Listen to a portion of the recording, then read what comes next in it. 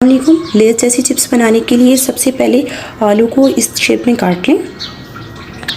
2 पानी से अच्छी तरह धो लें। जब पानी बिल्कुल साफ़ हो जाए तो उसमें 1 चाय का चम्मच नमक डाल दें और 20 मिनट के लिए इसको ऐसे रख दें।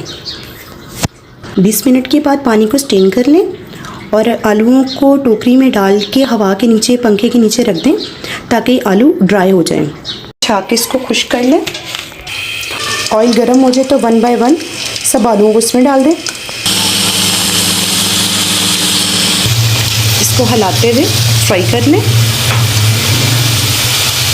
और 10 मिनट में जैसे ये क्रिस्पी हों इसको डिश आउट कर दें। माशाल्लाह से ये क्रिस्पी हो गए हैं। मैं इसको डिश आउट कर लूँगी। रेडी हो गई है और अब इसके ऊपर थोड़ा सा चाट मसाला डाल दें, मिक्स कर लें।